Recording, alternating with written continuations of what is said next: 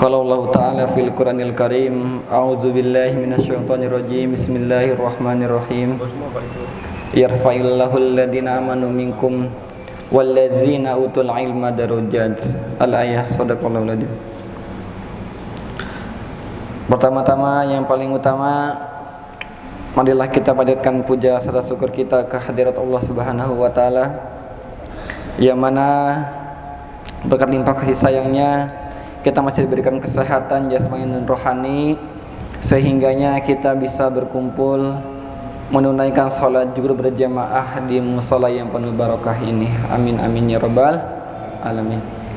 Salawat beriringkan salam selalu terlimpah curahkan kepada baginda kita, habibana wa syafi'ina wa dukhrina wa maulana Muhammad sallallahu alaihi wasallam.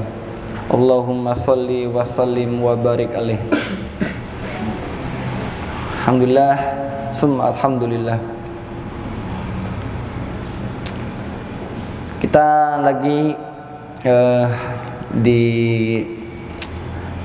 musim-musimnya ini ya, pendaftaran apa namanya? Masuknya anak sekolah. Ya, anak sekolah. Ya, ini mungkin orang tua ada yang belum siap kehilangan, atau udah ada juga yang siap kehilangan anaknya masuk ke pesantren. Ini ada request dari mami. Jadi ini tentang galaunya Om Martin, dia lagi ya karena Babang Faras mau masuk ke pesantren. Jadi kedua jagoannya yang biasa berantem bareng segala macam ribut, ini ya karena lawannya udah nggak ada jadi sedih. Ya, ini bahkan ya ada viral juga, yang viral itu di Jawa. Di Jawa atau mana ya? Itu cuman satu orang doang siswanya. Jawa deh. Ya, di SD mana gitu ya? Apa? Siswanya cuma satu orang doang. Nggak ada. Ada. Di mana sih? Di Bekasi. Di Bekasi. Dia cemen update. Soalnya dia wartawan detik.com. Ya. Ya, Dracin. Dramaci saeng. Draseng. Ya. Nah, bagaimana ulama-ulama kita memandang atau melihat bahwa bagaimana sih pendidikan itu sebegitu pentingnya? Ya, karena ilmu itu memang udah di atas rata-rata, derajatnya itu udah paling tinggi. Ya, karena sholat yang kita kerjakan aja, ribuan sholat atau jutaan sholat yang sudah kita laksanakan, kalau kita tidak tahu ilmunya, ya percuma, nggak bakal diterima karena kita nggak tahu ilmunya. Nah, mengutip dari nasihat dari Imam Syafi'i, bahwasanya ada 6 perkara, ya 6 perkara yang perlu diperhatikan, atau syarat-syarat apa saja yang perlu diperhatikan ketika dalam menuntut ilmu.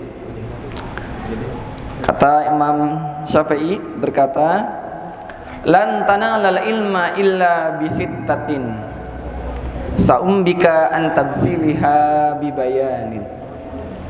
Akhi, saudaraku, dulurku, brotherku, ya, atau apa lagi,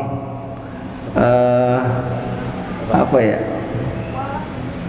kawanku, atau apa ya, bolo, ya, kalau boloku.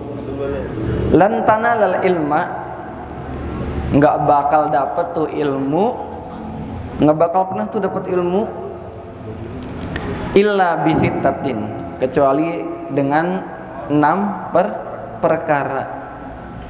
Sa'umbika antabsiliha bibayanin. Nah, yang 6 perkara ini akan saya jelaskan. Yang pertama adalah zakaun. Apa itu zakaun? Zaka, ya jaka. Jaka itu artinya apa jaka? Siapa yang namanya jaka? Ada nggak jaka? Jakarta. Ya, zaka. Zaka itu artinya cerdas. Zakar apa jakar? Zaka. Jakar. Jaka tingkir, ngombe dawet. Lagu itu. Oh iya. Ya, itu kecerdasan. Kecerdasan banyak sekali ya. Di antaranya adalah motorik, kecerdasan intelektual, dan tentunya kecerdasan ini bagaimana orang tua bisa memilah anak itu mau masukkan ke sekolah atau pondok mana. Karena orang tuanya juga sudah cerdas. Begitu sudah cerdas, anaknya juga betah, tentunya harus dipilah-pilih dulu ya kualitas dari baik dari intelektual anaknya, kemudian dari sekolahnya juga harus kita kaji terus. Kemudian yang kedua adalah wahirsun, yaitu rakus atau semangat. Ya, rakus akan ilmu, ya bukan rakus akan uang. Ya, itu atau korupsi ya itu jangan ya. Semangat di sini adalah semangat yang membara untuk menuntut ilmu. Tuh, jadi kalau ilmunya udah banyak, mau jadi apa kita kayak gimana, karena kita udah ada ilmunya dan dibarengi dengan semangat yang menggebu-gebu, ya semangat terus.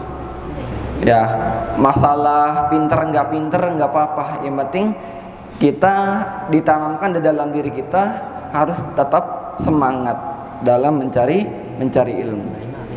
Kemudian yang ketiga adalah wajtihadun, sungguh-sungguh. Ya, sungguh-sungguh. Ijhad wala taksal wala takun ghafilan. Bersungguh-sungguhlah wala taksal dan jangan bermalas-malasan. Wala takun ghafilan. Dan karena males itu udah pangkalnya dari kemiskinan. Orang kita masih diberi kesehatan, masih diberi umur panjang, ya diberi waktu yang luas, ya kita gunakan untuk bersungguh-sungguh dalam belajar, dalam meniti masa depan. Kemudian yang keempat adalah wajtihadun.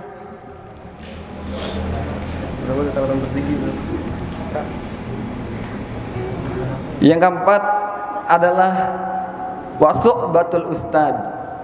Ya, maksud ustad yaitu bersahabat, belajar dengan guru. Tuh, gurunya dideketin, dikejar-kejar terus. Ya. Tapi dalam konteks belajar aja, ya enggak lebih dari kalau udah aneh-aneh tingkah dari gurunya udah jangan diikutin. Karena banyak kasus ini belakangan ini juga banyak banget ya. Ya kemarin ada tuh kejadian di mana gitu ya, di daerah di satu ya enggak di Jakarta, di Tibet atau di mana gitu. Tibet. Ya, atau enggak di Jakarta kalau nggak salah. Itu gurunya sampai mencabuli. Ya itu kasusnya itu memperkeruh, atau mungkin memang dia udah merencanakan untuk merusak Islam. Ya karena memang ada orang yang udah belajar, dikasih kepintaran, dikasih kecerdasan, tetapi tujuannya bukan untuk meluruskan, tetapi untuk menghancurkan. Itu ada. Ya, gitu ada. Memang orang udah dikasih ilmu segala macam, bukannya digunain untuk kebaikan, malah untuk kebelangsakan. Ada yang sengaja gitu, karena ilmunya aja udah berkah gitu. Ya, dia memanipulasi ilmunya dia hanya untuk mendapatkan balasan berupa ya entah uang ataupun yang kejadian kemarin itu ya itu udah di luar norma asusila gitu, karena dia melecehkan anak-anak muridnya. Tuh. Kemudian yang kelima adalah itu kecukupan wal mal, ya kasih jajan, dikasih kasih harta. Ya orang yang belajar itu harus dikasih jajan, ya harus dikasih, kalau misalnya ada SPP ya bayar SPP, ya karena biar si anak itu tetap betah, ya enggak lagi belajar malah disinggung sama guru-gurunya karena belum bayar SPP. Ya itu kan banyak kejadian. Kemudian yang terakhir adalah watulul zaman, yaitu butuh waktu yang sangatlah lama gitu, karena belajar itu memang prosesnya sangat lama, sangat panjang. Karena Nabi pernah bersabda bahwasanya utlubul ilma minal mahdi ilal lahdi. Belajar itu sepanjang hayat gitu. Kenapa orang orang belajar kecil itu walaupun enggak langsung dicerna, langsung disimpan, tetapi ingatannya itu masih akan teringat dalam waktu 10 tahun atau 20 tahun ke depan. Anak kecil itu masih bisa mengingat. Ya, dibanding orang tua. Orang tua itu memang semangat belajarnya, tapi gampang juga lupanya. Ya, pengajian ibu-ibu. Tuh, jadi belajar di waktu kecil itu ibarat kita mengukir di atas batu. Belajar di waktu tua itu ibarat kata kita mengukir di atas air. Itu langsung ngeplos. Ya nggak ada bekasnya. Jadi Mahfuzat ini menjelaskan bahwasanya kita memang fase-fase kita ya fase-fase belajar, maka jangan dirusak masa belajar kita. Ya, yang kuliahnya masih macet ya diterusin. Ya, kemudian yang belum selesai sekolahnya diterusin. Jangan ganggu masa-masa sekolah kita atau masa-masa kuliah kita dengan hal-hal yang tidak perlu. Ya, karena banyak banget ya faktornya, ada mungkin karena percintaan atau mungkin karena apalah. Ya, banyak banget faktornya. Faktor X-nya banyak. Gitu. Nah, ada nasihat juga ketika ada burung hinggap di atas ranting, si burung ini bertaruh sama rantingnya atau sama sayapnya. Burungnya burung apa, Bang? Burung kan pasti punya sayap dong. Ya, ketika ada burung nih hinggap di sebuah ranting, burung ini berharap kepada rantingnya atau berharap pada sayapnya? Ranting kepada sayapnya. Ranting kepada sayapnya. Kenapa dia kepada sayapnya? Karena dia tahu kekuatan dari dia sendiri. Gitu, jangan mengandalkan dari orang lain. Nah, begitu juga kita yang harusnya kita kan namanya hidup panjang banget ya, nggak tahu kedepannya gimana, maka kita harus tidak perlu melihat atau nengok kiri nengok kanan kepada orang lain. Kita fokus aja sama apa yang di depan kita gitu. Nah, demikian materi yang bisa saya sampaikan.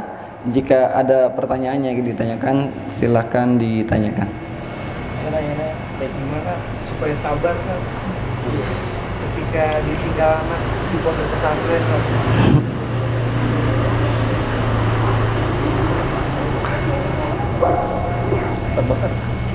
Bagaimana orang tua supaya menghadapi kesabaran dan ketabahan ketika anaknya di pondok pesantren.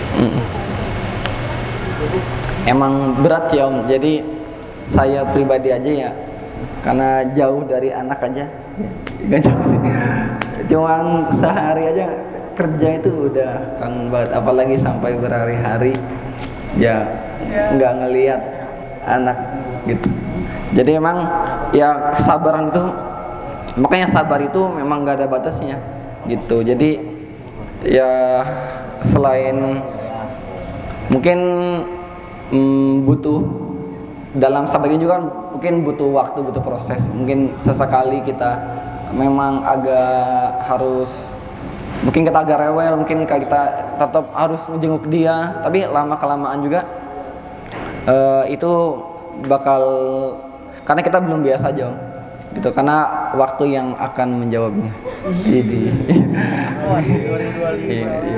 waktunya akan menjawab. Jadi pelan-pelan, mungkin seminggu kita tengok lagi, 2 minggu kita tengok lagi, 3 minggu kita tengok lagi, mungkin udah sebulan atau 2 bulan, 3 bulan, waktu udah berlalu gitu. Jadi mungkin sudah bisa kita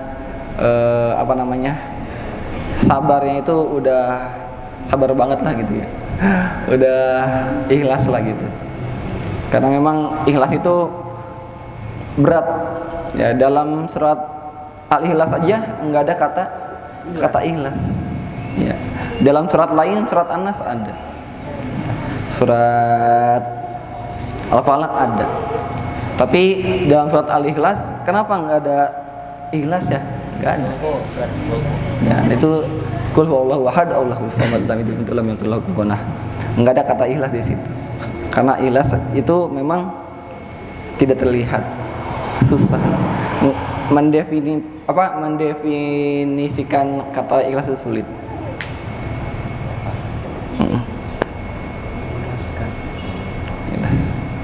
Gitu. Niatkan karena Allah Ta'ala. Ya men ya. Ikhlas men. Ikhlas men. Kemarin lewat info mobil. Ikhlas. Oke, ada yang lain?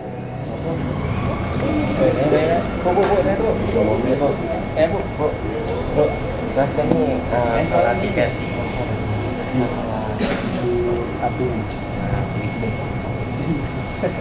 Cara biar semangat menuntut ilmu dong kan kalau sekolah kan lama tuh, usaha kuliah lama, dan semangat nih caranya gimana sih? Kita ingat apa gitu? Kalau butuh support system apa gimana? Kita apa kan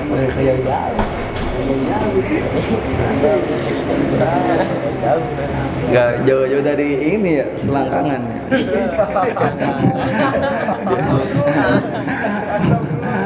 Marcel. biar lebih Marcel Maruk Seledri.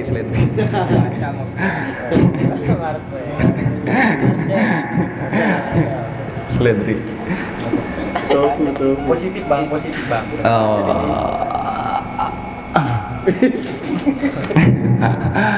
Jadi kalau semangat kita biar belajar kayak gimana ya, toolsnya ya. Jadi ya yang penting punya, kadang kan emang cita-cita kita kan nggak jelas ya. Cita-cita kita aja udah nggak jelas ya dari awal ya. TK cita-citanya jadi apa? Polisi. SD cita-citanya jadi apa? Ya. Kemudian SMP cita-citanya jadi apa? Jadi CR. Ya. SMA cita-citanya jadi apa? Kita selalu dibentur-benturkan dengan kenyataan yang mungkin nggak bisa gitu. Ya. Tapi cita-citanya jadi pas SD jadi pemain Liga 1. Sekarang jadi sales. Kan nggak tahu. Ya, jadi memang harus, makanya kita mungkin kelemahan kita karena mungkin ekonomi kita ekonomi sih nggak dipungkiri ya mungkin. Jadi ya kalau lu nggak mau nerusin generasi lu kayak gitu juga, berarti lu harus punya semangat yang lebih. Artinya lu harus kenapa lu mau belajar, berarti lu ya pengen paling enggak gue biar bisa berhasil, gue pengen bisa kaya, gue pengen punya anak buat masa depan gue nanti ke depannya lebih baik. Ketika dia punya cita-cita kayak gimana, harus gue wujudin. Masya Allah. Gitu. Buatin cita-cita. Iya, tujuan. Karena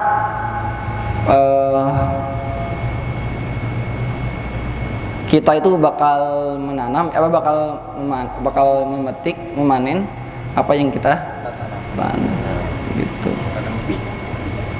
May yajro yahsud. Gitu. Barang siapa yang menanam pasti dia bakal memanen.